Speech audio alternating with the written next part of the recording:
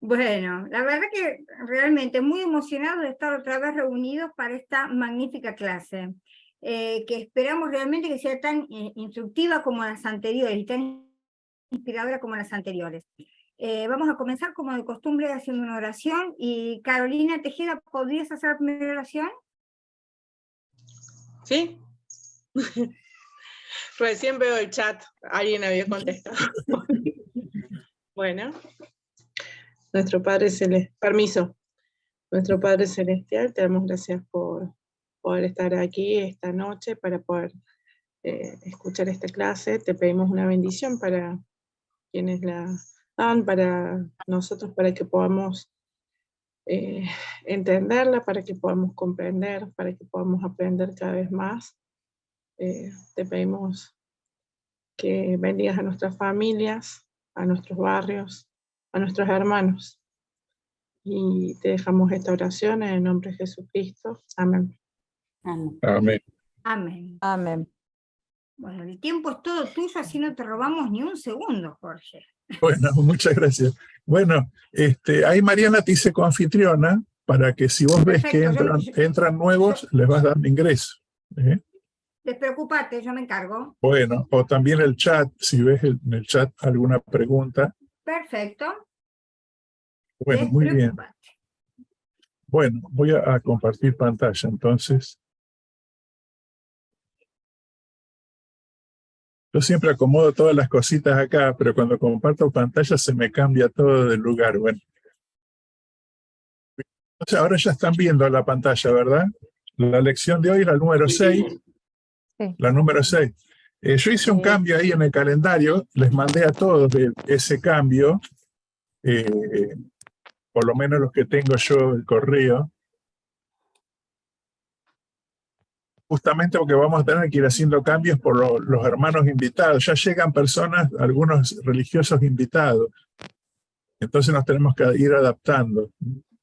Entonces, esta semana y la próxima voy a dar 2 clases que estaban más adelante, y ya las otras 2 clases tenemos cuando nos toque el cristianismo católico, va a hablar el padre Torres. Es una buena cosa tenerlo a él. Él era obispo auxiliar de Córdoba y el Papa Francisco le asignó ser obispo de Rafaela en Santa Fe. Así que se mudó en diciembre. Así que él se ha aceptado poder charlar con nosotros sobre su religión. También él es como el que preside, no recuerdo bien el nombre, pero digamos, todo lo que es la relación interreligiosa de la Iglesia Católica, el movimiento ecuménico y interreligioso, él es que está presidiendo ese organismo, ¿no? Y a la otra semana ya tengo también confirmado a Mara Pelicino, que es representante es la directora de culto acá, por ello la he nombrado algunas veces, de la ciudad de Córdoba, y también es diaconisa de la Iglesia Católica Armenia, o cristiana armenia, ¿no es cierto? Más ligado al cristianismo ortodoxo. Pero bueno, ya vamos a hablar de eso. Y después ella misma me está consiguiendo con el judaísmo y el islam. Es un poco más difícil de conseguir, pero estimo que lo vamos a lograr según me ha prometido. 2 cosas así como consideraciones. Una, el discurso. Creo que lo han recibido. El discurso que tenemos para esta semana tiene por título La Odisea a la felicidad. Cuando uno piensa en la Odisea, ¿en qué piensa? Cuando escuchamos la palabra Odisea, ¿en qué pensamos? ¿Qué piensan ustedes?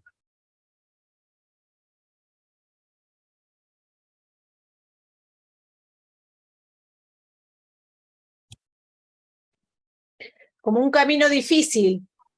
Parece que usamos la palabra odisea para ejemplar, cuando queremos hablar de algo difícil, ¿no? Algo que tuvimos que hacer o que vamos a hacer. Es una odisea, decimos. ¿Pero por qué? ¿De dónde viene? ¿Alguien conoce de dónde proviene? Es de una obra literaria griega. Muy bien, claro. Muy bien. Homero, ¿no es No sé cierto? si fue No el... Homero, sí, Homero. Sí, Homero fue Homero, estoy tan sí, lejos. Lo estudié sí, fue, cuando iba al liceo. Sí, claro, Homero era, ¿no? claro. Acá tenemos el liceo o la secundaria, lo hicimos en distintas épocas. Pero sí, Estaba Homero. la No lo... Ilíada, Claro, la claro, Ilíada la y la Ilíada y la Odisea. Odisea. Yo la Odisea nunca la estudié, estudié la Ilíada, la di en el liceo. Muy bien, Pero sabía que la Odisea también había sido escrita por Homero. Ya ni me acordaba está del bien. nombre del escritor. No es el Homero de los Simpsons, ¿verdad? No. Bueno, yo Aunque tengo a un tío veces... que se llama Homero. Está bien. ¿Ves? A veces el Homero de los Simpsons también larga algún pensamiento filosófico, aunque parezca que no. Bueno, por supuesto, sí, la Odisea y la Ilíada, ¿no es cierto? Eh, porque después que hemos visto la película, quizás, ¿no? La película de Troya habla de la Ilíada y la Odisea, también hay películas, que es todo el viaje que hizo Ulises para regresar a Grecia, estuvo como 10 años, y pasó por un montón de vicisitudes, ¿no? Que bueno, no es el tema ahora, pero imagino que al poner ese nombre al título, el Elder Faust, este es un Elder Faust jovencito, año 74, yo estaba por cumplir 16 años, días después, y había conocido la iglesia hacía 2 años, un año y medio. Conocí sobre fin del 72 la iglesia. Así que era jovencito y ese discurso es una charla que él dio a los jóvenes y por ahí cuando recién lo leía, cuando recién lo comencé a leer, me parecía que raro lo que dice, como que se sentía eh, no incómodo, pero sino como que tenía una gran responsabilidad de hablarle a los jóvenes. Bueno, todos, por más años que tenemos en la iglesia, cuando tenemos que hablar delante de jóvenes o de personas, sentimos la responsabilidad, ¿no? Pero bueno, imagino, no es el mismo Elder Faust que conocimos sobre el final de su vida, digamos, sino dando sus primeros pasos en el liderazgo de la iglesia, ¿no? Pero bueno, es un discurso extraordinario. Vamos a ver si tenemos un poco de tiempo para hablar un poco de ese discurso. Pero es importante que ustedes lo puedan leer. Ahora, algunas consideraciones previas, como ven ahí. Esta clase tenía un material escaso. Estuve buscando, yo tengo, como los di antes de este curso, siempre guardo todo, o sea, tengo unas carpetas en mi computadora donde voy guardando. Y tenía las clases que he dado, tengo todas las clases de las que he dado en los últimos años. A ver que algo me pasó por tocar. Bueno, tengo algunas clases. Bueno, me fui a ver la clase de las religiones, el Evangelio Restaurado de las Religiones del Mundo, que di a los jóvenes acá en el instituto, como viendo qué había hecho yo con esta clase.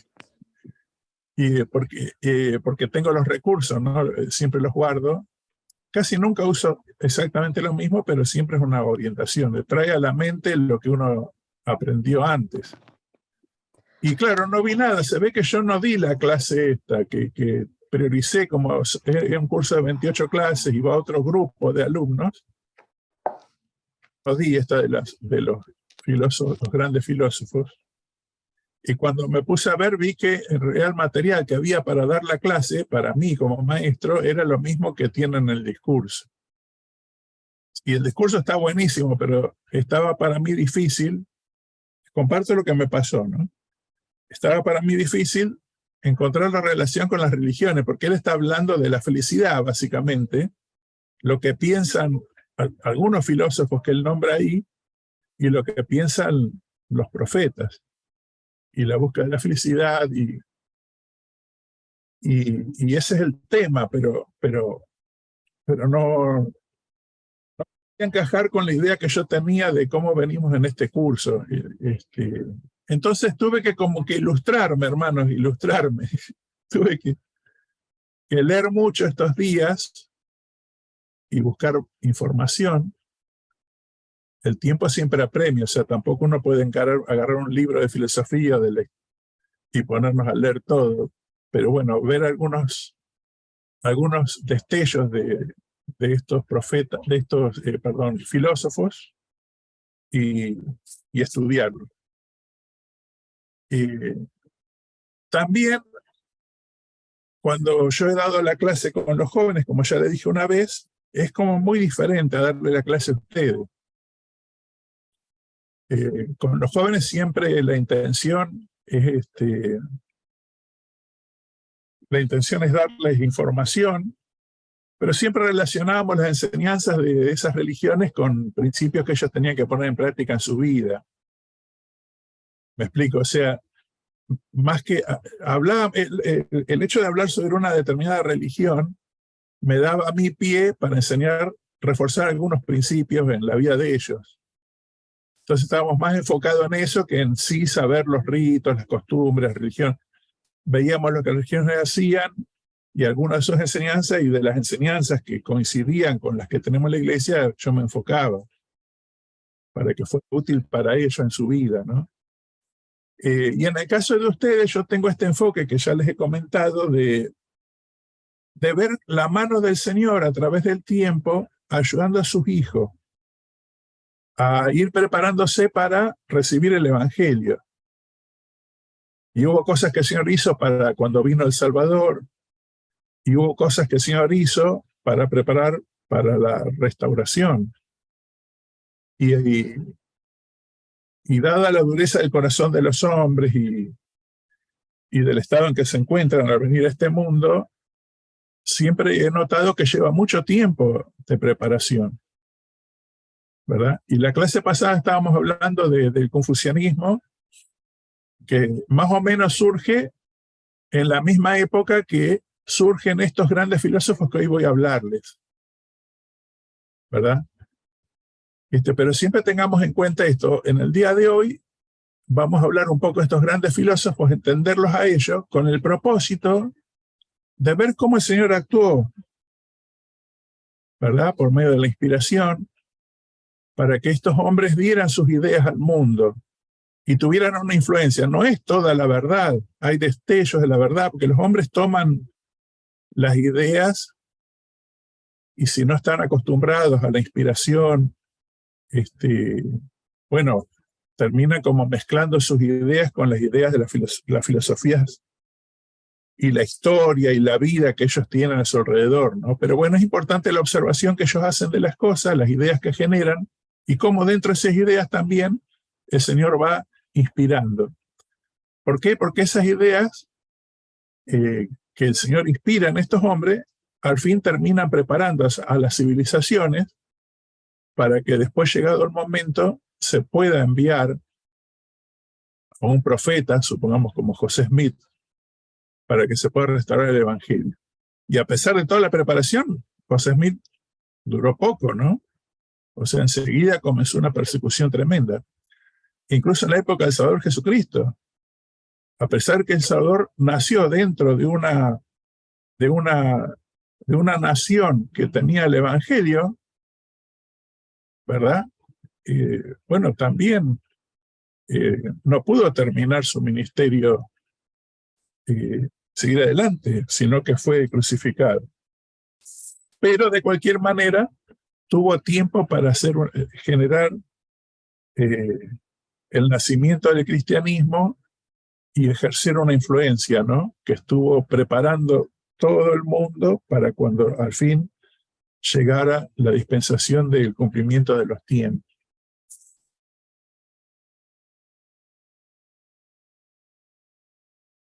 Estos filósofos que ustedes ven acá, Sócrates, Platón y Aristóteles, son como medio los que más conocemos a veces. Y fíjense las fechas en que ellos nacieron, ¿verdad? Son fechas que tenemos, a veces y se sabe de la existencia de ellos, ¿verdad? Con seguridad. Algunos han dejado escritos y otros su existencia está graficada en los escritos de otros que vivieron después, incluso sus pensamientos. tenemos a Sócrates, 470 años antes de Jesucristo. Siempre va del número mayor al menor, es el más cerca, ¿verdad? No como ahora. Entonces, 470 antes de Jesucristo, nació Sócrates. Platón nació algunos años después, en el 427 antes de Cristo, y algunos años después nació Aristóteles. Platón fue discípulo de Sócrates y Aristóteles fue discípulo de Platón. Sócrates y Platón compartían bastantes de sus ideas, y Aristóteles, aunque fue discípulo de Platón, desarrolló todas sus ideas propias, ¿verdad? Pero todos tenían influencia del anterior y todos tuvieron una gran influencia en su tiempo. Por lo que estuve leyendo, las ideas de Platón durante 8 siglos fueron como, en el mundo occidental, digamos, fueron como la clave del pensamiento humano. Pero después, en la Edad Media en adelante, Aristóteles cobró fuerza, sus escritos, y el pensamiento aristotélico, digamos que copó mucho del pensamiento de los filósofos. Pero yo, antes de hablar de ello, aunque son quizás los más conocidos y por ahí podría parecer más interesante, quería hablar de otro grupo de filósofos que vivieron en la época de Ley. Y acá tenemos a estos 3 Tales, Anaximandro y Anaxímenes. Me voy a dedicar un poco a Tales, pero después vamos a ver los otros 2. Uno fue discípulo del otro. Por ejemplo, Anaximandro fue discípulo de Tales y Anaxímenes discípulo de Anaximandro. Y todos formaron lo que se llamó como la academia o la escuela filosófica de Mileto. Porque este filósofo Tales se lo conoce como Tales de Mileto por el lugar. Tales de Mileto nació 624 años antes de Cristo. O sea que cuando Ley salió para América, ¿cuántos años tenía Tales de Mileto? Una cuenta fácil. Y 24 casi. 24. Claro, 24. Era fácil, ¿ven? Lo que pasa es que confunde a veces, ¿no?, los números. Pero porque va de atrás para adelante. Entonces, tenía casi 24 años. ¿Se habrán conocido? No sabemos nosotros, ¿no? Pero bueno, ahí dice que era filósofo. No solo era filósofo, era matemático, geómetra, físico y legislador griego. Ahora, Mileto, si viene de una ciudad griega, estaba en el Medio Oriente, como ahora vamos a ver. ¿Alguien me puede leer acá? Esto lo saqué de Wikipedia, para que sepan el origen de dónde lo saqué. Si alguien puede leer.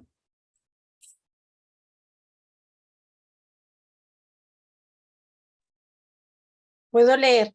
Vivió y Sí, murió en Mileto, polis griega de la costa jonia, hoy en Turquía. Aristóteles lo consideró como el iniciador de la escuela de Mileto, a la que perteneció también Anaximandro, su discípulo, y Anaxímenes, discípulo del anterior. En la antigüedad se le consideraba uno de los 7 sabios de Grecia. Muy bien. Y ahora también, ¿verdad? De los grandes filósofos de Grecia. Bueno. Acá, a ver, ¿alguien más? Si querés seguir, Alejandra, leyendo. Ok. Nació y murió en Mileto, griego. Podés obviar la palabra. Mixtok. Dice 624 años antes de Cristo, una antigua ciudad en la costa occidental del Asia Menor, en lo que actualmente es la provincia de Aydin, en Turquía, cerca de donde desemboca el río Menderes. Bien. ¿Por qué? Es como que remarqué acá, ya habíamos dicho que había nacido ahí, pero lo remarqué para que ustedes vean la ubicación, o sea, ahí hay varias ciudades griegas, pero no están en Grecia, están en lo que conocemos como Turquía ahora, en aquella época sería Oriente Medio, y ven, fíjense que ahí está el imperio, estaban limitando con el imperio persa, muchas veces había batallas, y bueno, ellos se establecieron ahí, era como una colonia griega en ese lugar.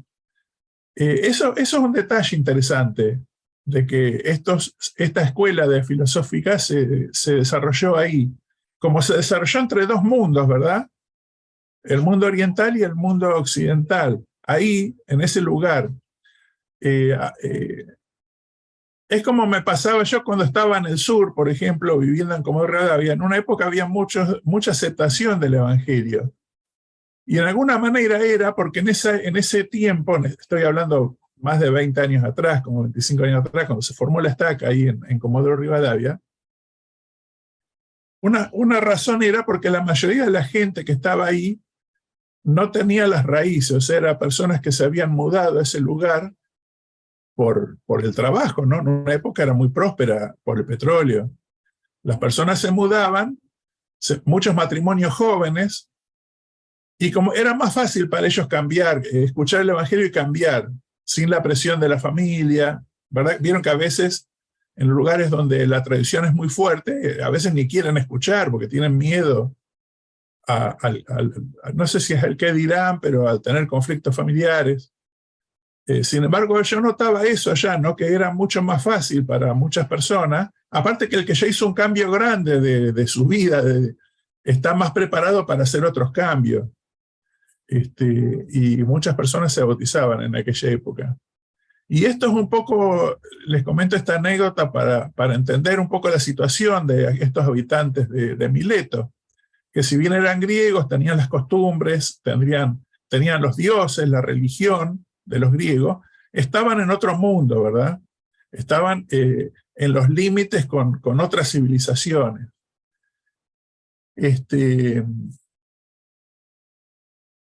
Vamos a seguir a ver qué nos dice Wikipedia de este hombre. Alejandro, si alguien más quiere leer, agarra y se larga nomás, ¿no? No hay problema. Puedo leer. Bueno, está bien. Como Sí, quiera. el que hable, que quiera. Yo puedo leerlo también. ¿Leo? Vos, David, ¿querías leer? David, ¿querías leer? Vamos a dejarlo, Enrique, a David. Bueno. Dale. Era hijo de Eusamías o Eusamio y de Cleobulinas o Cleobula, ambos oriundos de Fenicia y descendientes de Cadmo y Agenor. Bien. Habría que ver en el mapa después dónde están esos pueblos, pero uno de Fenicia conoce otras ciudades como ¿cómo es que se llama? Sidón, Tiro y Sidón, ¿verdad? Esas ciudades fenicias que están cercanas a Israel, ¿verdad? Entonces, aparentemente, o sea, no aparentemente, los padres de Tales de Mileto eran de origen fenicio. Yo puse ahí ese dibujo porque los fenicios eran grandes comerciantes, no sé si ustedes recuerdan de la escuela, eran grandes comerciantes y navegantes, tremendos navegantes, ¿no es cierto? Por lo tanto, ellos tenían que conocer mucho. El mar era como parte de su vida y el comercio dependía mucho del mar. Eso vamos a ver más adelante en cómo influye en Tales de Mileto.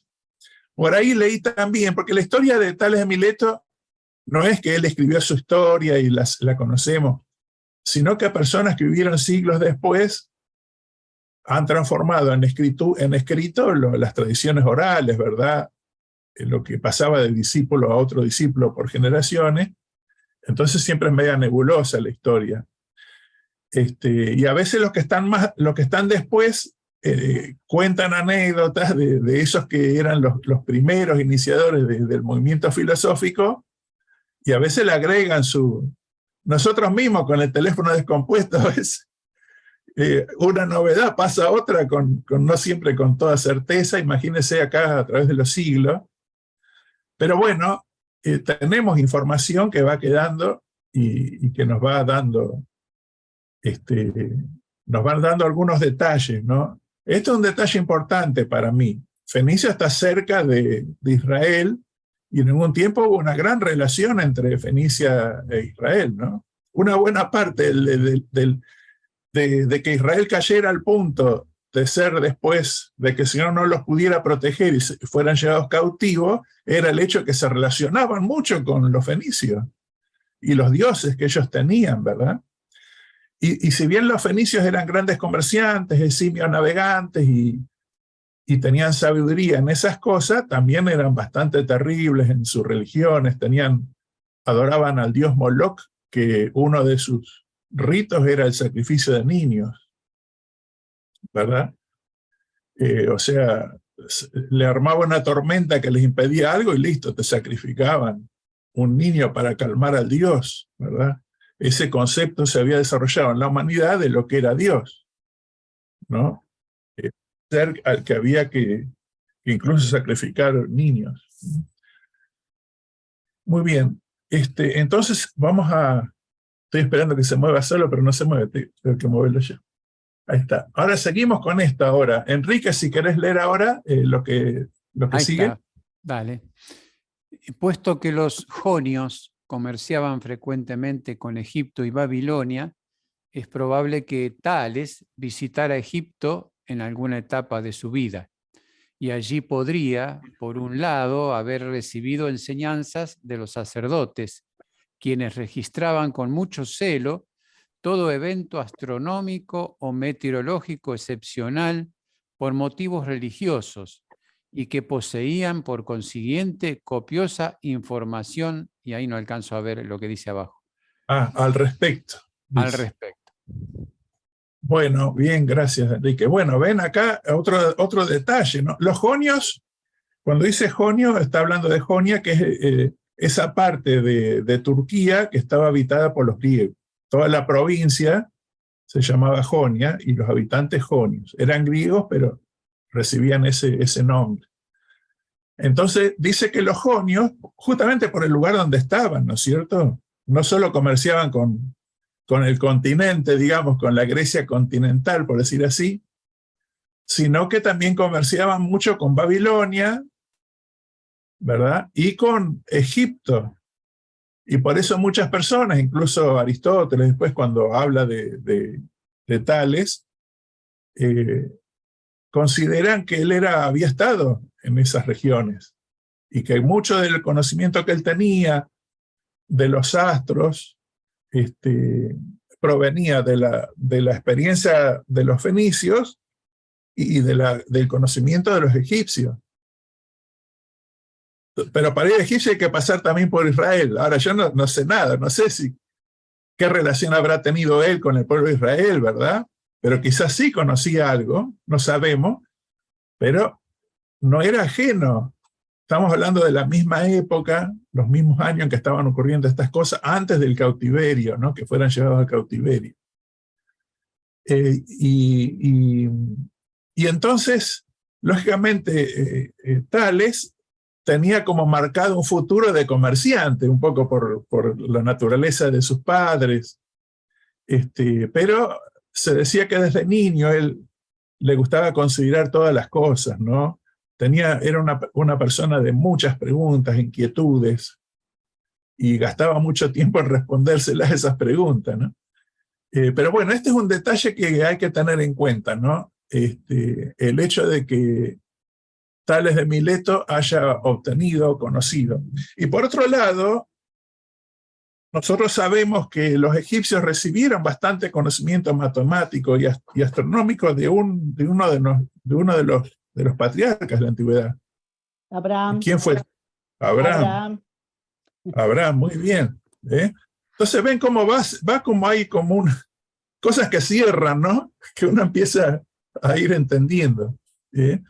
Y lógicamente que en ese enclave donde vivía Tales de Mileto, que era como un punto neurálgico entre el este y el oeste, un lugar lleno de conflictos, de imperios que están naciendo y que quieren conquistarse unos a otros, ¿no es cierto? Donde hay bastante salvajismo. Crece la civilización, pero ese crecimiento está como a la par de la barbarie también, ¿no? Pero el Señor tiene que ir poniendo ideas en ese mundo, va poniendo ideas a través de estos hombres, ¿no?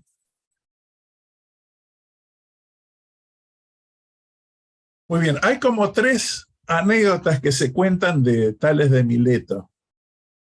Una es la del filósofo distraído, otra es la de la utilidad de la filosofía o la venta de aceitunas, se podría llamar también, o hacerte rico gracias a las aceitunas. Y la otra es la del eclipse solar. Les voy a contar brevemente porque un poco, como ya les dije, o sea, son anécdotas que se atribuyen a él,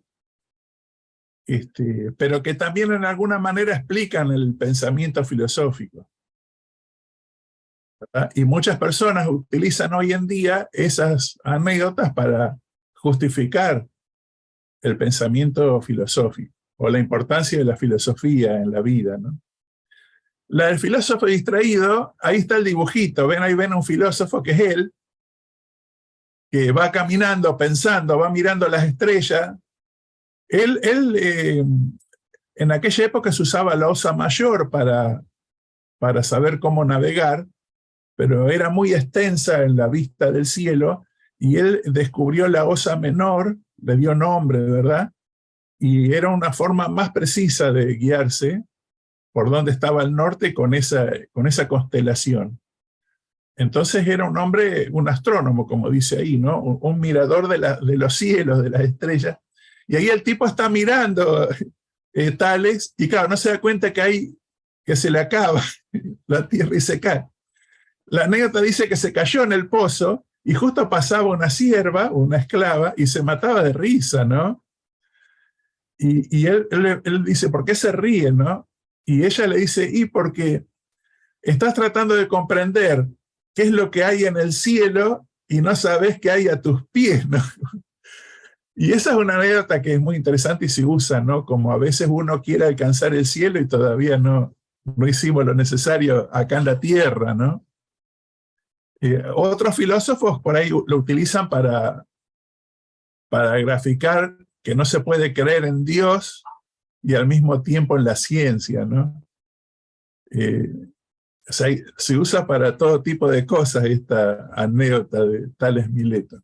El asunto es que esa experiencia le afectó, ¿no?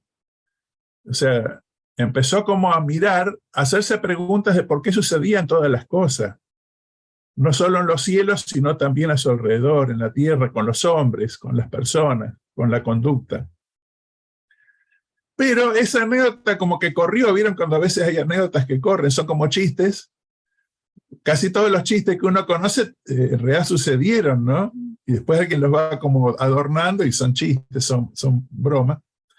Y entonces mucha gente, porque el Tales de Mileto no era un hombre de familia pobre, o sea, era un hombre de familia acomodada, pero no era próspero él, porque él no trabajaba tanto, porque estaba dedicado a pensar y viviría de las regalías familiares. Entonces mucha gente le decía, bueno, ¿ves?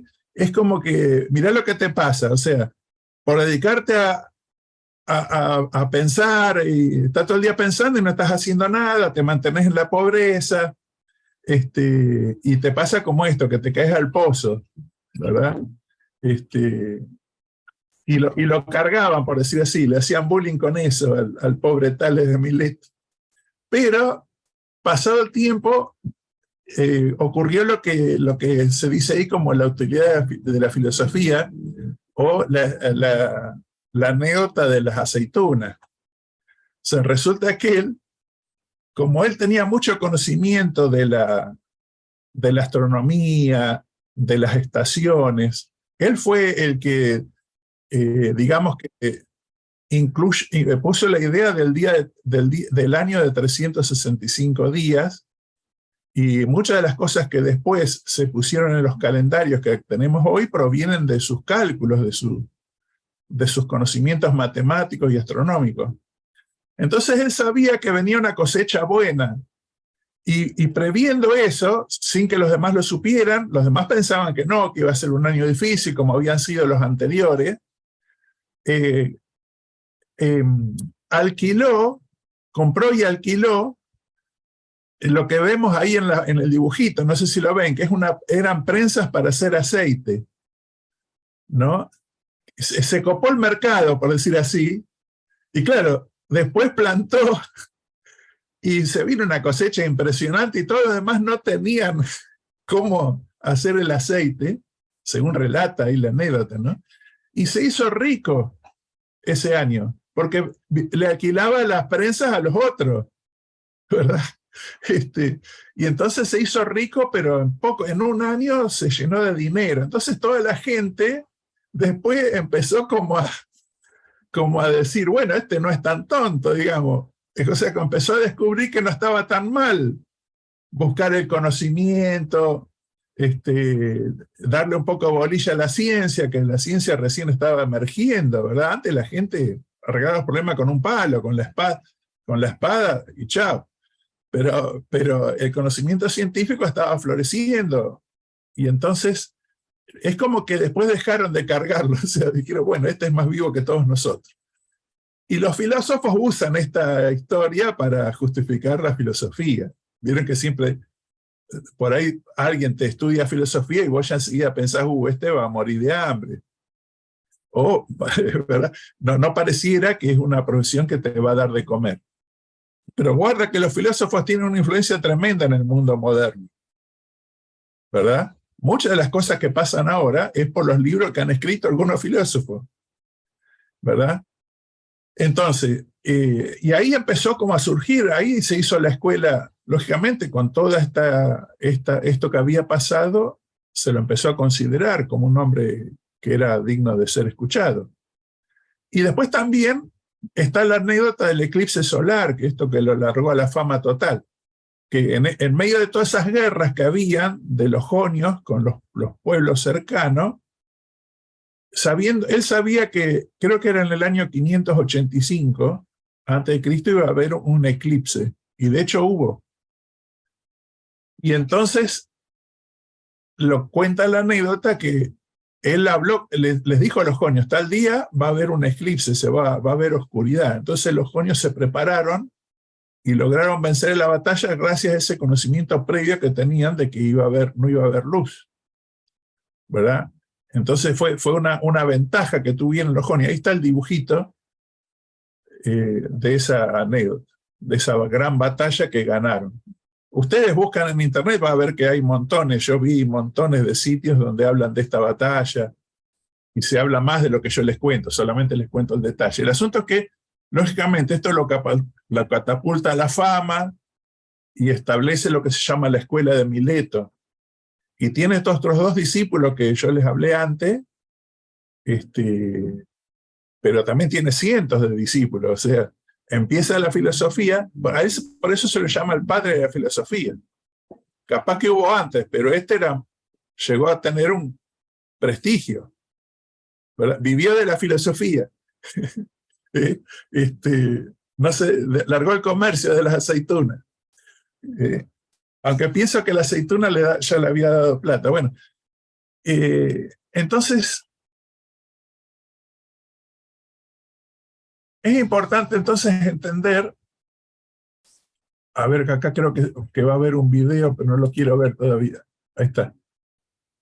Es importante entender estos detalles. Tales de Mileto nace y se desarrolla entre dos mundos, el este y el oeste, entre dos grandes civilizaciones, la griega, los persas, los egipcios.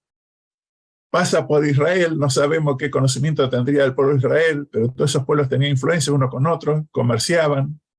Si los fenicios eran comerciantes, los israelitas no eran menos, ya sabemos. Así que había contacto, hasta que después fueron llevados cautivos. Pues los fenicios todos fueron llevados cautivos en su momento, ¿no? Años después. Algo de conocimiento que Mileto podía tener provenía de los egipcios, y nosotros sabemos que los egipcios recibieron mucho conocimiento de Abraham en su momento. Y bueno, son todas cosas que como una red, ¿verdad? Que vamos viendo, que son redes de influencia, pero como que está el Señor ahí también, ¿verdad?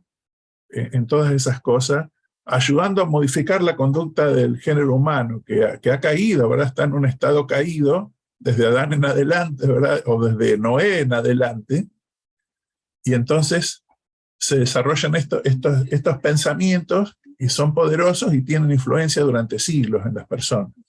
Ahora vamos a ver este video cortito, creo que dura 3 minutos, que habla un poco de la escuela de Mileto y del pensamiento de estos 3 hombres que nombramos. Me acuerdo de Tales nomás, los otros 2 está difícil de acordar, pero vamos a verlo, a ver qué cosas creían ellos, porque si bien son de la misma escuela, tenían diferente concepto de algunas cosas. Acá es donde tengo que hacer este asunto de compartir sonido. A ver, espere. Ahí está.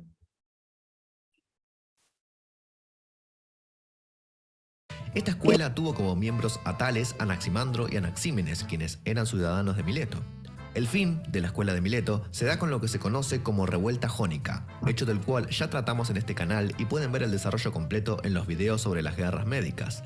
Como decía, el fin de esta escuela se da al sofocar la rebelión jónica, es decir, cuando los persas reconquistan la mayoría de las ciudades griegas y arrasan con Mileto, la cual había sido una de las principales ciudades en avivar la revuelta, ya que el tirano Aristágoras de Mileto fue el principal incitador de la misma. Comencemos con el primer filósofo, Tales de Mileto. Tales comenzó a indagar racionalmente sobre el universo, es decir, intentó dar una explicación racional, o sea, no mitológica, sobre el cosmos. Se podría decir, entonces, que desarrolló una cosmología. Además de esto, estudió sobre geometría, fue un gran matemático, pero de esto no nos vamos a encargar en este video. Como dato extra, también se puede decir que fue uno de los 7 sabios de Grecia. No poseemos nada que haya sido escrito por Tales. Se presume que puede haber escrito algo, pero esto no es seguro. Todo lo que poseemos son citas de dudosa veracidad, destacando quizás como la más importante la de Aristóteles, quien al menos logra distinguir entre 3 posibles fuentes: aquella que le atribuye con certeza a Tales, la que pone como dudosa anteponiendo frases como dicen que Tales dijo tal cosa, y por último, la que trata sobre sus propias opiniones, es decir, quizás Tales quiso decir tal cosa. Lo que Tales hizo al intentar dar una explicación racional es pasar del mito al logos. La palabra griega logos se refiere a la razón, es decir, se pasó del relato o cuento a la razón. A estos primeros filósofos se los trataba, de hecho se les suele llamar, como físicos, ya que indagaban sobre el origen del universo y el estudio de la naturaleza y no tanto sobre ética, moral o política como sucedería más adelante en la historia de la filosofía. Pero bueno, basta de charlas y comencemos con su filosofía. Con Tales comienza la cuestión del arqué o arjé. El arqué es un concepto griego que significa el origen del universo, el primer elemento. Tales sostuvo que el agua era el origen de todo. Por lo tanto, para Tales, el arjé era el agua. De acuerdo a Aristóteles, Tales sostenía tal afirmación debido a que el agua es el alimento de todo y dadora de vida, y es aquello de lo que todo nace, el principio de todas las cosas. Tales atribuía vida al agua, debido a que la misma se mueve sola, por lo tanto debía de tener un alma. Además de tener vida, también la consideraba divina, ya que el alma es algo divino y, por lo tanto, el agua también lo es. Por último, se dice que Tales afirmaba que la Tierra era una especie de isla flotante sobre el agua y que por esto era que a veces temblaba, ya que no estaba fija en un lugar, sino que flotando. Se cree que parte de sus ideas provenían de su educación egipcia. En fin, pasemos al siguiente filósofo, Anaximandro de Mileto. Fue el discípulo y continuador de la filosofía de Tales. Se dice que habría escrito un libro bajo el nombre Sobre la naturaleza, el cual no ha llegado a nuestros tiempos. Además de esto, se cree que pudo haber creado un mapa terrestre, quizás el primero, pero tampoco tenemos rastros del mismo. En fin, pasemos a su filosofía. A diferencia de Tales, para Anaximandro el arjé ahora ya no es más el agua, sino que es el apeiron, es decir, traduciéndolo, aquello que no tiene límites, lo indefinido o indeterminado. Para él, todo sale y todo vuelve al apeiron.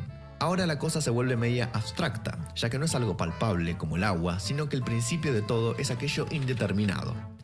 El apeiron está siempre activo, es divino y le da origen a todo.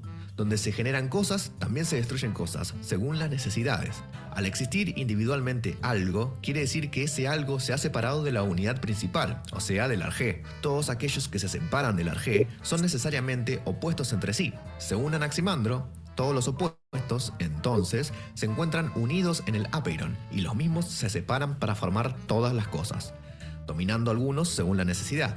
Por ejemplo, la separación del frío de lo caliente, dominando lo caliente en verano y lo frío en invierno. Además, se puede encontrar en Anaximandro un principio de teoría de la evolución, que mucho más adelante se desarrollaría de manera más completa. Según Anaximandro, los primeros animales debieron de haber existido en el agua. El hombre es demasiado débil como para sobrevivir a épocas tan hostiles, por lo tanto, debió de haber evolucionado del mar, de algún animal parecido a los peces, ya que tienen una protección mucho mayor. Por último, en esta escuela de Mileto, y para cerrar el video, tenemos a Anaxímenes. Anaxímenes fue discípulo de Tales y de Anaximandro. En Anaxímenes podemos distinguir que, a diferencia de los otros dos, para él el arjé va a ser el aire. Esta sustancia se transforma en todas las demás cosas a través de la rarefacción, proceso por el cual un cuerpo o sustancia se hace menos denso, se contrapone al fenómeno de compresión, y la condensación, cambio de estado de la materia que se encuentra en forma gaseosa y pasa a forma líquida. Anaxímenes creía que la Tierra era plana y que la misma fue formada por la condensación del aire. También creía que la rarefacción del aire producía el fuego. Los astros eran de fuego para él. Y así llegamos al final de este video, repasando rápidamente la filosofía en la escuela de Mileto. No se pierdan el siguiente video donde hablaremos de otra de las escuelas de la filosofía presocrática. Les dejo mis redes sociales, Facebook, Instagram y Twitter. No se olviden de seguirme. Hasta la próxima. Bueno, muy bien.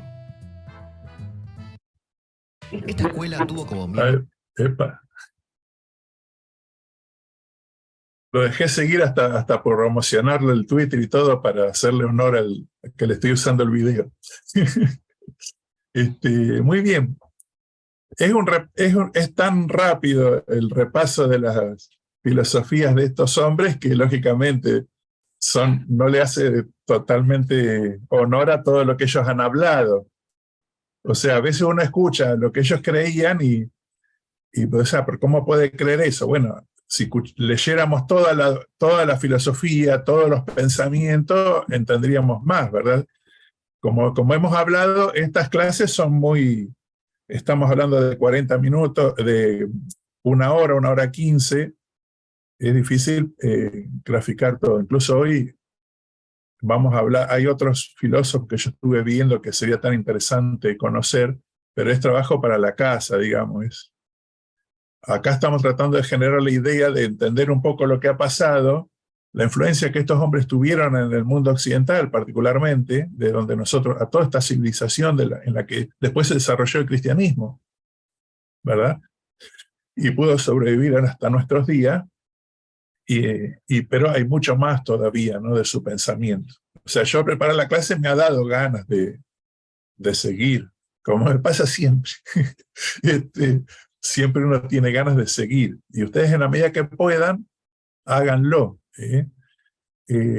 Siempre, ahora vamos a hablar un poco de estos tres y de lo que dice ahí, pero siempre es importante. El otro día escuchaba a un comentarista que hablaba de las filosofías que hay ahora en el mundo, ¿verdad? De cómo hoy en día la búsqueda de la verdad no siempre es lo más importante. Lo importante es si algo es verdad o no. Lo importante es si algo te sirve, si algo está de acuerdo con lo que vos sentís, lo que te hace bien, no importa si es verdad o no. Hay una filosofía atrás de eso y un hombre preguntaba, ¿pero cómo hacemos para proteger a nuestra familia de eso? Y él decía, bueno, mirando videos de YouTube solamente no. Y que es lo que muchos hacemos. O sea, ahora mucha gente es filósofo de YouTube o de TikTok, que duran menos todavía.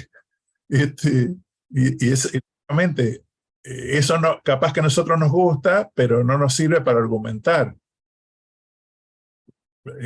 Pablo mismo le dijo a Timoteo, creo, ¿no?, que el valor de la escritura, que él tenía que leer las escrituras para que pudiera argumentar, para que pudiera saber cómo enseñar. Era un líder joven y tenía que aprender de las escrituras, de lo que había escrito. Y nosotros es bueno que conozcamos los pensamientos de estas personas, porque es el origen del pensamiento que ahora deriva en la filosofía moderna. Y cuando conocemos esto, podemos mejorar nuestra capacidad de relacionarnos con otros. Bueno, algún comentario sobre esto. Por ejemplo, Tales creía que la esencia, ellos estaban muy enfocados en encontrar la esencia de todas las cosas, el origen, por decir así. Y Tales decía el agua. Lógicamente, venía de antepasados marinos, ¿no? Entonces el agua es muy, muy importante. Aparte dice que ahí nosotros tenemos las civilizaciones del río, hemos estudiado, ¿verdad? Los egipcios es una civilización del río Nilo. Los persas, los asirios son de otro río, civilización del Tigris, del Éufrates. Y Confucio, bueno, el hinduismo, tenemos el río Indo, el río Ganges. Y en China el río Amarillo, que yo no lo nombré cuando hablamos del confucianismo, ¿no? Entonces, pero son civilizaciones del río. Y ahí, cuando vimos al principio la historia de Tales de Mileto, Mileto estaba a la orilla de un río también. Entonces, los ríos tienen una influencia, porque él observaba los ríos y le parecía que del agua salía la vida, ¿verdad? Por ejemplo, en Egipto, el río parecía que producía la tierra, porque el río se desbordaba y la tierra a los costados era más fértil, más productiva. Entonces, como que el agua es el origen de todo. Nosotros también tenemos una idea del agua, ¿no? El mundo antes de ser creado, la misma Biblia dice, estaba cubierto de agua. La tierra hoy en día, más del 70% es agua, y el ser humano se dice también, ¿verdad? Que 70-75% somos agua. No estaba tan errado el muchacho, ¿verdad? El agua también simbólicamente es muy importante para nosotros. ¿En qué manera es importante el agua para el cristianismo?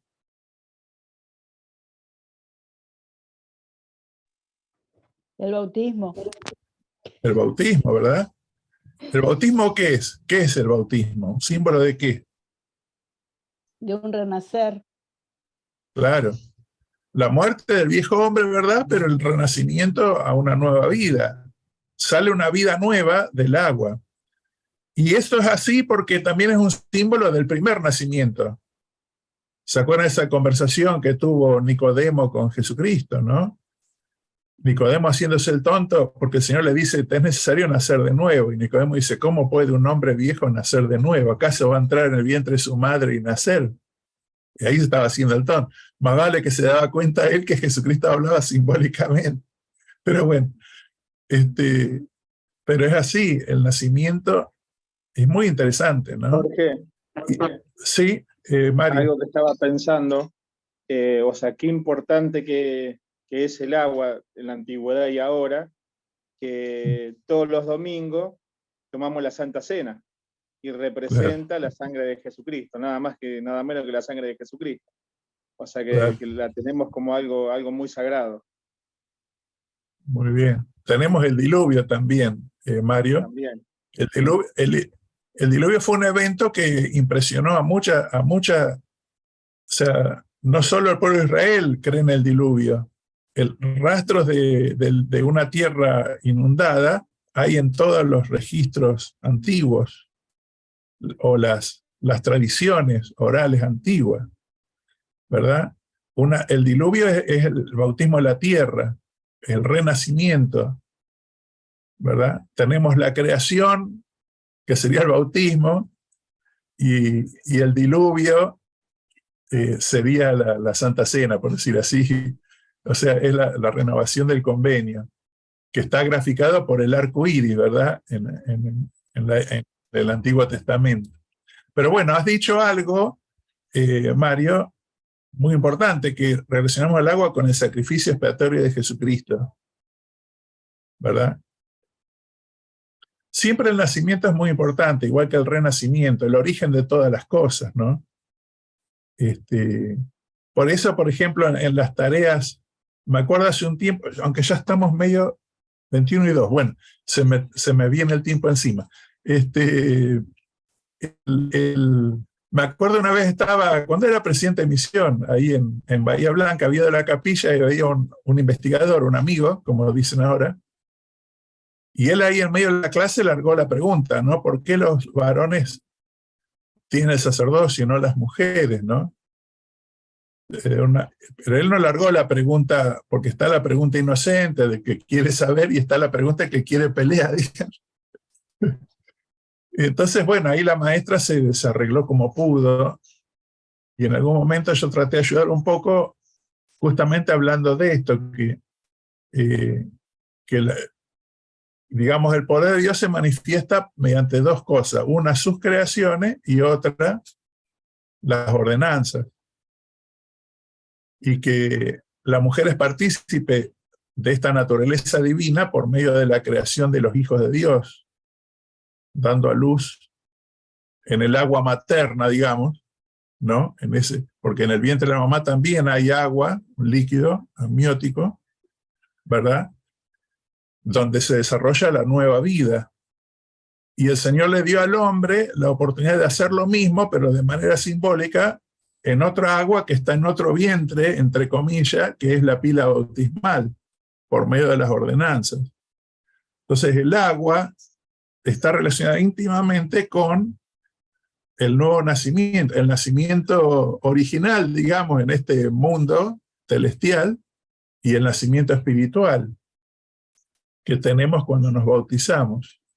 Y nuestro Padre Celestial ha dado a la mujer una imagen de ese poder de la divinidad, de la creación, y al hombre le ha dado la oportunidad de hacer lo mismo, pero de manera simbólica, por medio del nacimiento en el bautismo.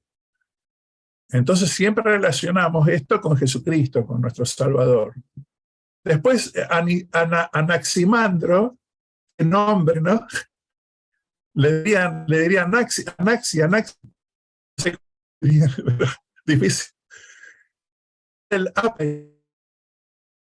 recuerdo ya no es tanto Tales como Anaxímenes hablan de algo de la tierra, o sea, dicen que es el elemento esencial, o como el aire, pero Anaxímenes que no podía ser, que tenía que ser algo sobrenatural, no de este mundo, algo que tampoco podía ser limitado, como el agua, o como el aire, ¿no es cierto?, sino que tenía que ser algo ilimitado, poderoso, pero de ese apeirón venían todas las cosas que fueron creadas.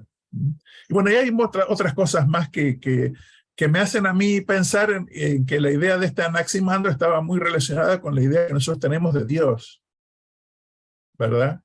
De Dios el Padre, el Todopoderoso, provienen todas cosas, y del cual proviene todo el conocimiento también, la sabiduría, la moral, ¿verdad? Y después tenemos a Anaxímenes, que nos habla del aire. Lógicamente, se te acaba el aire, sonamos, ¿no es cierto? O sea, el aire es bien importante, ¿no? Por ejemplo, no hay combustión sin aire, ¿no? Incluso los soles, las estrellas que son soles, no podrían dar su fuerza, su luz, si no fuera por el aire, ¿no? Pero cuando leía esto del aire me hacía acordar también a cuando el Salvador estaba hablando con Nicodemo sobre el testimonio del Espíritu, que dijo que el Espíritu era como el viento, que por ahí uno no sabe de dónde viene, pero ahí está, ¿no?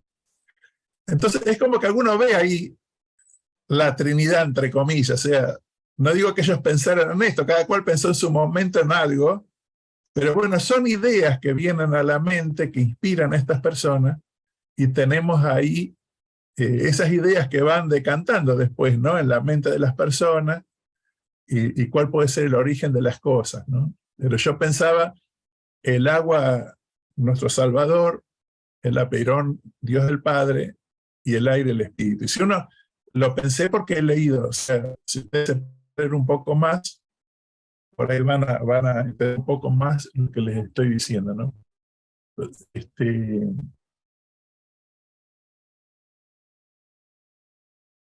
Ya termino con esto, que es otro videito cortito.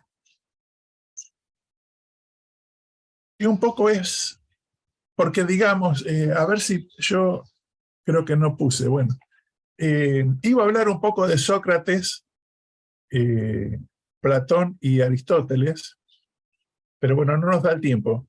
Sí, una idea muy interesante de Platón es que él creía en el mundo de las ideas. No sé si ustedes alguna vez han escuchado. En la secundaria yo estudié, me acuerdo, algunas de estas filosofías, porque teníamos una materia que se llamaba filosofía en aquellos años. No sé si ahora estará filosofía en la escuela secundaria.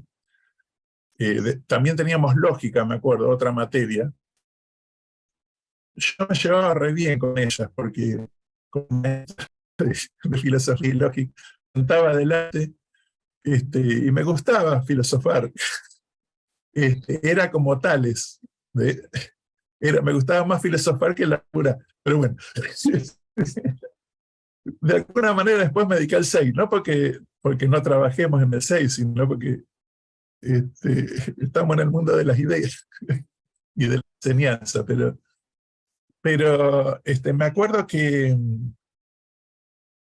me hablaban de la filosofía, ¿no es cierto?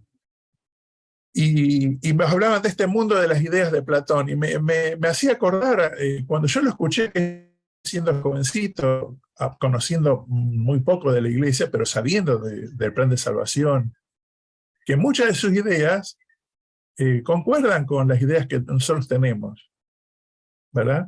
Él decía que había un mundo de las ideas y que nosotros nunca aprendíamos algo nuevo, sino que lo que hacíamos era recordar, ¿verdad? Y pienso que nosotros en el mundo premortal recibimos nuestras primeras lecciones, dicen los tres en convenio, en el mundo premortal, y sabríamos muchas cosas que Dios sabe. Tendríamos mucho conocimiento, pero después está el velo del olvido. Y él lo comparaba con la caverna, no sé si ustedes escucharon la historia. Él contaba una historia de hombres que estaban en una caverna, esposados, mirando siempre a la pared. Y resulta que atrás mucha gente pasaba y había una luz que proyectaba la sombra de esas personas en la pared. Y eso es lo que ellos pensaban que era el mundo, lo que veían en la sombra de las paredes. Y eso usaba Platón para explicar que había un mundo donde estaban las cosas que realmente pasaban. Y el mundo donde vivíamos nosotros era un mundo imperfecto, un reflejo de un mundo mejor, ese mundo de las ideas, un mundo espiritual, ¿verdad? Y hablaba él de eso y de cómo, filosofando, decía él, nosotros diríamos por medio del espíritu y de nuestra relación con Dios y con lo eterno, pero él por medio de la filosofía o la meditación, como hacían los de Buda, ¿no? Podía uno llegar a comprender mejor ese mundo espiritual, el mundo de las ideas. Y de ese mundo venía todo el conocimiento y toda la sabiduría. Y bueno, hay que estudiar más de ellos. Y bueno, y para esas ideas, Platón recibió influencia de Sócrates y Aristóteles de Platón. Ahora, ¿cómo hacemos? ¿Por qué les hablo de esto? Porque es importante saber, conocer estas ideas, porque después nos permiten defender la verdad, como dice ahí, defender la verdad con el conocimiento común que tenemos con las personas. Si le viene un filósofo a hablar de que no está Dios, bueno, él cree muchas de estas ideas que estamos hablando, ¿verdad? Le da capaz más valor a lo que dice la Biblia o lo que podemos decir nosotros. Y nosotros, conociendo las ideas de estas personas, podemos tener mejor argumento. Un ejemplo de eso es Pablo, ¿verdad? Pablo se juntó con descendientes de estos filósofos en Atenas, en el Areópago, ¿recuerdan? Y esto fue lo que pasó. Vamos a ver el videíto.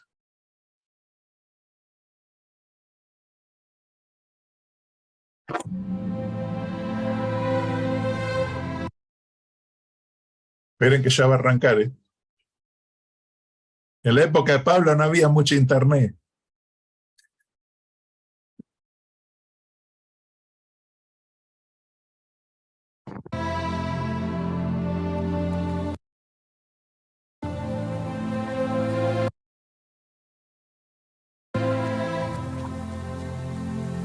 Mientras Pablo esperaba en Atenas, su espíritu se enardecía viendo la ciudad entregada a la idolatría. Y discutía en la sinagoga con los judíos y con los creyentes, y en la plaza con los que allí concurrían a diario.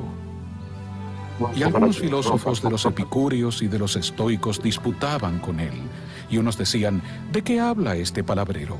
Y otros, parece que es predicador de nuevos dioses, porque les predicaba de Jesús y la resurrección. ¿Podremos saber qué es esta nueva doctrina que proclamas? Porque traes a nuestros oídos cosas extrañas. Queremos, pues, saber qué quiere decir esto. Porque todos los atenienses y los extranjeros que allí vivían, de ninguna otra cosa se ocupaban sino de decir u oír algo nuevo.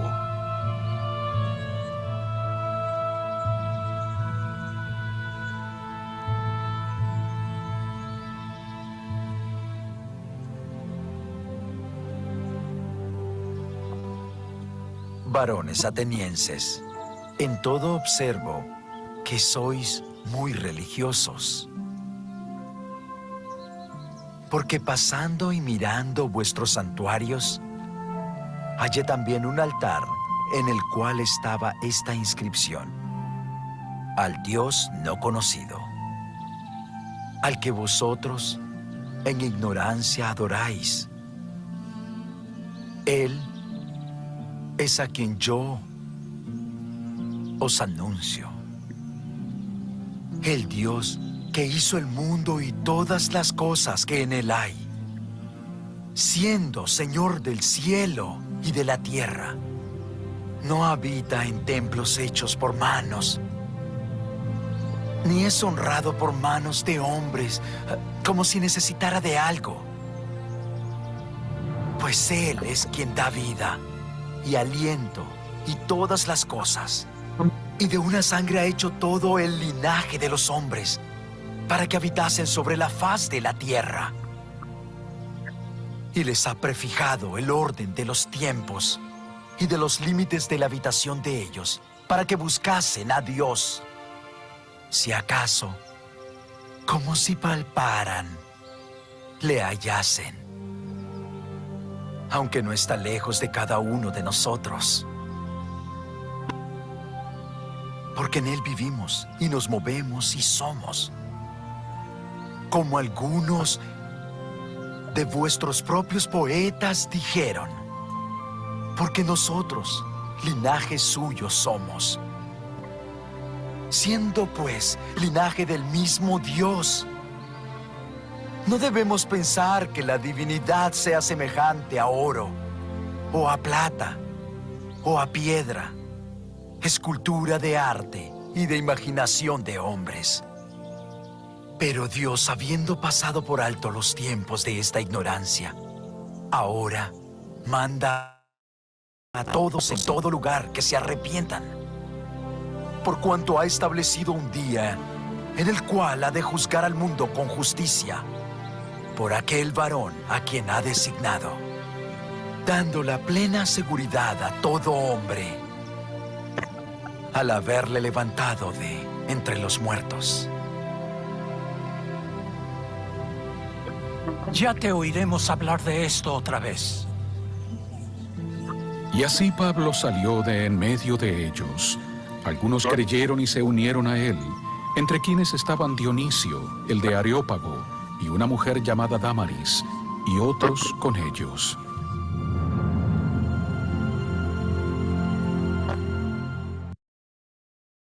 Bueno.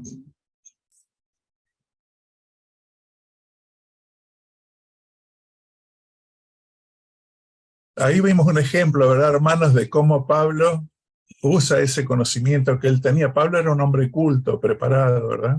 Y una persona que tenía empatía, o sea, sabía conocía los grupos en los que él vivía. También él nació en Tarso, una ciudad cercana a Mileto, y cerca de ahí estaba Efeso, Esmirna, estas iglesias, ¿se acuerdan? Las 7 iglesias que hablan en Apocalipsis, que fueron ramas creadas por él. Y bueno, no es casualidad, ¿no es cierto?, que la iglesia se haya establecido en aquellos años ahí primero, ¿verdad?, donde donde surgieron estos principios preparatorios para las civilizaciones, para la época en que el Salvador iba a venir, el cristianismo costó sangre, ¿verdad?, costó mucho trabajo, pero algunas personas tenían la preparación por sus antepasados, por sus pensamientos, como para que se pudiera predicar el Evangelio, ¿no? Así que no nos son ajenos los pensamientos de estos filósofos. Es bueno aprenderlos, estudiarlos más en el tiempo que tenemos, con prudencia, aprovechar todo lo que tenemos a nuestro alcance ahora para ir como refinando nuestro conocimiento, nuestra preparación, y siendo como instrumentos más preparados en las manos del Señor. Esta es la dispensación del cumplimiento de los tiempos, ¿verdad?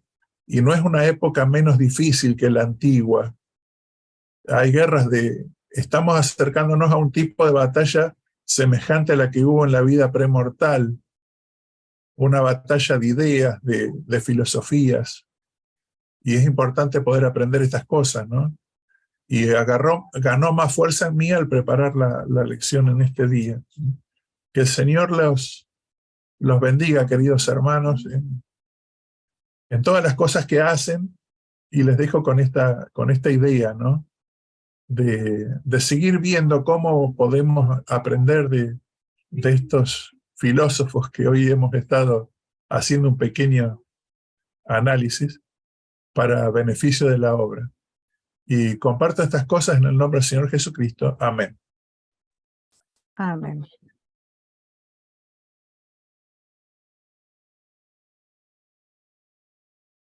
Bueno, la verdad que maravilloso. Realmente muchísimas gracias por este hermoso banquete de conocimiento y de espíritu del que hemos estado disfrutando, ¿no?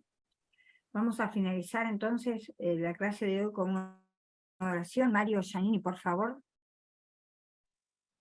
Bueno, hermana, gracias.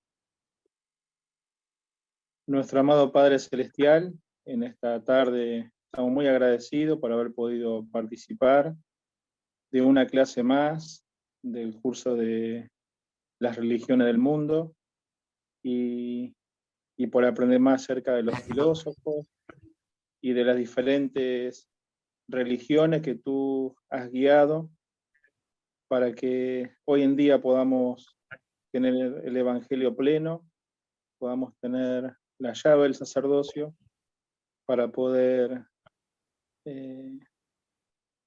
esperarte para tu segunda venida. Gracias, Padre, por el maestro, por Jorge, que él se esmera para preparar la clase y realmente salimos edificados de cada una de ellas. Bendícenos para que podamos seguir aprendiendo acerca de tu Evangelio y de las cosas de este mundo, podamos afinar nuestro conocimiento y así poder compartir creencias en comunes con otras religiones.